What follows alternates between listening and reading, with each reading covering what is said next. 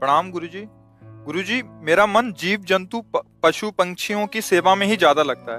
मैं अपनी हाँ कमाई का बहुत ज्यादा हिस्सा इसी पुण्य में हाँ लगाता हूँ। बहुत अच्छा, बहुत अच्छा है। अहंकार रहित होकर सेवा की जाए तो भगवान की ही प्राप्ति हो जाती है, क्योंकि हर पक्षी पशु के रूप में भगवान है।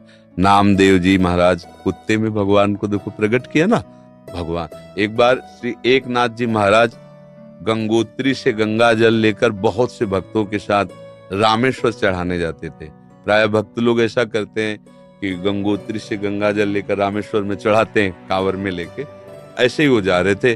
जब रामेश्वर जी के पास पहुंचने वाले थे तो देखा एक गधा प्यास से तड़प रहा है, मतलब ऐसा दिखाई दे रहा है। तो उन्होंने विचार किया कि रामेश्वर जी में तो सब जल चढ़ाते हैं और ये प्यासा इसे कोई पिलाएगा नहीं।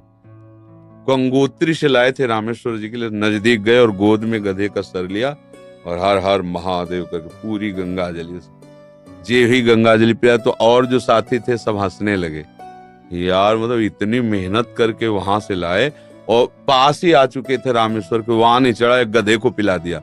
वो तो रामेश्वर जी गए और वहां रामेश्वर आ गए। गधे को जे ही गंगा जल पिलाया तो भगवान उठ के बैठ गए, बोले मैं ही था, तुम्हारे को देख रहा था कि तुम केवल मूर्ति में ही मुझे समझते हो या सब जीवों में भी मुझे समझते हो। तुम्हारी इस दया से मैं द्रवित होकर यहीं प्रकट हो गया, क्योंकि कण कण शिव है, तो एक गधे से भी भगवान प्रकट हो गए। तो पशु पक्षियों की सेवा भगवान की सेवा, पर अभिमान न करे, भाव ऐसा रखे कि भगवान ने मुझे ये सेवा दी है और सेवा लायक बनाया है बस। और इसका प्रचार प्रसार न करे। प्रचार प्रसार करने से सेवा का जो सुकृत होता है वो नष्ट हो जाता है। जैसे आप यार मित्रों से और बहुतों से, हम तो ऐसा करते हैं, हम मतलब ये बात जैसे आप संत से या गुरुजनों से कहे तो बात अलग होती है, बस इसके बाद फिर इसे गुप्त। अगर कोई कहे भी कि सुना है कि आपने पक्षियों की बहुत सेवा करते हो, अरे हम अपनी ही सेवा नहीं कर पाते, पक्षियों की क्या, मतलब उसे हमें दबाना है। हमसे पाप बन जाए तो कह देना है, पुण्य बन जाए तो छुपा लेना है। पर अपने लोग उल्टा करते हैं, पुण्य बनेगा तो पोस्टर छपवा देंगे और पाप बनेगा तो कसम खा लेंगे कि किया ही नहीं है। यही हमारी दुर्गति का कारण बनता है। अगर हमसे कोई गलती हो गई और कोई पूछे आपसे गलती, वहां हो गई, अब दंड मिले जो, तो वो नष्ट हो जाएगा। जहां आपने हाँ कहा वो पाप नष्ट हो जाएगा। अगर सभा में खड़ा होकर के स्वीकार कर ले तो दंड मिले ना मिले उसका पाप नष्ट हो गया। और हम सभा में पुण्य को कह सकते हैं, पाप को नहीं कह सकते, देखना है नहीं। तो अपने इस पुण्य को छुपाओ और पशु पक्षी में भगवत भावना करो। जब उनको दाना डाल रहे हो या फल जो भी, जैसे पशु पक्षी हो, तो भाव करो, हे भगवान आप इन सब रूपों, और बढ़िया पुण्य बन जाएगा और बड़ा लाभ मिल जाएगा। हे भगवान आप इन रूपों में आके सेवा स्वीकार, नाथ हम पे प्रसन्न रहो कि हम सदैव आपकी सेवा करते हैं। भक्ति हो गई, इसी से भक्ति हो गई। सब में भगवान के दर्शन की भावना बनने लगेगी, ठीक है। पर कभी गलत धन कमा के सेवा की भावना मत रखना। मान लो चलो 1 लाख रुपए हम गलत करके ले रहे हैं तो 10,000 की सेवा, वो ठीक नहीं है। ईमानदारी से कमाओ, धर्म से कमाओ, और फिर उससे अगर 10 रुपए की भी सेवा करोगे तो बहुत बड़ी सेवा मानी जाएगी। 10 करोड़ सेवा बेईमानी से वो तुम्हारे लिए बिल्कुल बेकार है। और 10 रुपए गरीब की एक रोटी जितना पुण्य देगी ना, राजा का उतना पूरा धन का खजाना नहीं, क्योंकि वो मेहनत से करके, और 4 रोटी में 3 में परिवार चलाया, अपने हिस्से की दे दिया दूसरे को, बहुत बड़ा दान हो गया। तो दान का ये भी स्वरूप समझना है कि गंदे आचरणों द्वारा, बेईमानी द्वारा नहीं, धर्म से कमा करके। एक बार राधा बाबा ने भागवत सुनी तो एक ब्राह्मण आते थे, श्रद्धा से सुना। अब दक्षिणा देने की बात आई तो बाबा ने काम तो सन्यासी क्या दक्षिणा दे। आज बड़े बड़े लोग बैठे थे, जिसके पास पवित्र धन हो 125 रुपया हमें दे दो। किसी की हिम्मत नहीं निकालने की, क्योंकि बाबा बिल्कुल सत्य पे प्रतिष्ठित महापुरुष। अब पवित्र होना चाहिए, इन्हें दंड मिलेगा। किसी की हिम्मत, एक घास खोदने वाला बगीचे में जो काम करता है, दौड़ के आया, बाबा हमारा पवित्र है। वह कैसे तेरा पवित्र? बोले घास खोदता हूँ, मुझे कोई 1,000-2,000 ले मिलते, 100 रुपया तो हम दे देंगे। बोले हाँ तू दे। 100 रुपया लिया, पंडित जी को देखे, ये है दक्षिणा। हाँ, ये 100 रुपया 100 करोड़ की बराबरी बिल्कुल नहीं हो सकती। वो 100 करोड़ बेकार, वो 100 रुपया अच्छा।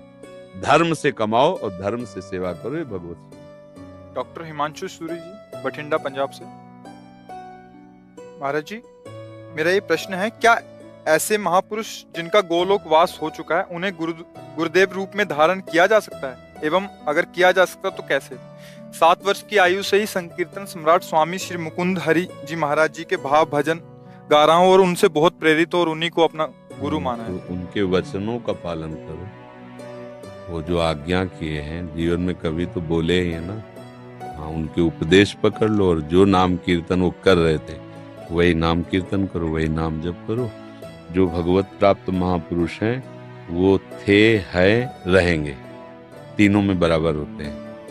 ये भूत भविष्य वर्तमान काल जीव के लिए है, जो ईश स्वरूप होते हैं उनके लिए नहीं। वो थे भी, वो हैं भी और वो रहेंगे भी।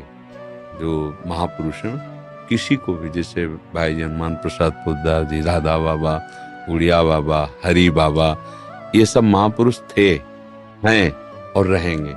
अब आप तदाकार करो तो उनसे बात भी हो सकती है। मिलन, जब भगवान से बात हो सकती है तो भगवत स्वरूप ही तुम आत्मा है ना। हाँ, तन्मयता धारण करो। उनके भजनों की रिकॉर्डिंग की जैसे हम उपदेश मतलब सब संतों का एक ही कथन है, संसार के चिंतन से अपने चित्त को बचा के भगवान के चिंतन में लगाना। बस बार बार नाम जप करो। जो भी नाम कीर्तन करते हैं ना, वो नाम कीर्तन पकड़ लो, अंदर से जपो, उसी का कीर्तन करो और उनको गुरु मान लो। हो गई बात, समझ रहे? और संतों का संग करते रहो, जिनसे आपका मन मिले, जिनकी बात सुनकर आपको अच्छा लगे और हृदय शीतल हो जाए, उन संतों के वचन प्रगट में सुनते रहो और नाम और गुरु भाव उधर रख लो। मनोज कुमार दिल्ली से। सतगुरुदेव भगवान, आपके चरणों में कोटि कोटि प्रणाम। गुरुदेव भगवान, पराये सभी शिष्य अपने गुरुदेव का मानसिक चिंतन करते हैं, लेकिन गुरुदेव वो परम सौभाग्यशाली शिष्य कौन से लक्षणों से युक्त होता है जो कभी कभी अपने गुरुदेव के चिंतन में भी आ जाता है? जिसका अस्तित्व खत्म हो जाता है वो कभी कभी नहीं, वो गुरुदेव में ही हो जाता है। जब तक शरीर और शरीर के भोग और शरीर संबंधियों से अपनापन है, तब तक गुरुदेव को हमने माना है। जैसे सांसारिक किसी को हमने पिता माना, माता माना, रिश्ते नाते मान, उसी में एक और नाता मान लिया, गुरु। अब जिसने अपना अस्तित्व अहम में टिका होता है, जिसने अपना अहंकार गुरु जी के चरणों में दे दिया। अब जैसे आपकी आज्ञा वैसा ही हमारा जीवन है, आपका कृपा कटाक्षी हमारा मोक्ष मूलम गुरु कृपा। जिसने गुरुदेव को अपना अहम देकर सतत उनकी आज्ञा पर चला, तो गुरुदेव को चिंतन नहीं करना होता। गुरुदेव उसके हृदय में बैठते हैं, वो गुरुदेव के हृदय में सदैव रहता है। भगवान अपनी भक्ति के लिए कहते साधु हृदय में हम, साधु नाम हृदय। मैं उनका हृदय हो जाता हूँ, वो मेरा हृदय हो जाते हैं। और सही पूछो तो वो गुरु स्वरूप ही हो जाता है। सच्चा शिष्य वही जो गुरु स्वरूप हो गया। जैसे प्रियालाल जिसको अपना परिचय दे देते हैं तो प्रियालाल मैं हो जाता है, उसमें कोई अंतर नहीं। जानत तुम्हें हो जाई, सोई जाने जेहि देहु जनाई। जिसे वो जना देते हैं वो उन्हीं के मैं हो जाता है। ऐसे गुरुदेव का सच्चा शिष्य वही है जो गुरु स्वरूप हो जाता है। संसारिक राग, संसारिक भोग, सांसारिक चिंतन रहित, सदैव गुरु के बताए हुए नाम मंत्र में तल्लीन है, वही गुरु का स्वरूप हो जाता है। गुरु निष्ठा, नाम निष्ठा, धाम निष्ठा, इष्ट निष्ठा, ये बड़ी दुर्लभ बातें हैं, किसी बिरले के हृदय में आती है। और ये निष्ठा आ गई तो निश्चित वो उसी को प्राप्त हो जाता है जिसकी जो, जैसे अभी हमारी शरीर निष्ठा है सबकी, तो हमें भोग की चाह है, मान की चाह है, प्रियता है, संसार सारा प्रपंच है। और जिस दिन भगवान निष्ठा आ गई तो सारा प्रपंच खत्म हो गया, भगवत निष्ठा आ गई। भगवान के चरणारविंद में आसक्ति प्रेम या प्रियालाल के चरणारविंद में आसक्ति प्रेम। पहले तो समझना है कि इष्ट और गुरु केवल कहने को दो शब्द हैं, पर्यायवाची, दो नहीं है। वही लाडली ही अपने रस का विस्तार करने के लिए हमारे जैसे शब्द बोलने वाला रूप धारण करके हमको समझाती हैं। हमारे आचार्य, हमारे गुरुदेव हमारी लाडली ही है, दूसरा कोई नहीं। गुरुदेव ही लाडली है, लाडली ही गुरुदेव है, दूसरा कोई, उनको कौन जान सकता है? वही जान सकते हैं। तो वही आके अपना परिचय देते हैं आचार्य रूप में, गुरु रूप में, भगवत प्रेमी महात्माओं के रूप में। देखने को ढांचा पंच भौतिक होता है, अंदर हृदय सिंहासन पर युगल सरकार विराजमान होते हैं, वही अपना विस्तार करते रहते हैं। समझ में आ रहा है ना? इस प्रकार आपने सुना कि जो लोग पशु पक्षी या कुत्तों को भोजन देते हैं उनके लिए क्या कल्याण होता है अथवा उनको क्या लाभ प्राप्त होता है। इसलिए आज से आप भी पशु पक्षियों के लिए भोजन देने का कार्य प्रारंभ कर दीजिए। निश्चित रूप से आपका कल्याण होगा। जय श्री राधे कृष्ण।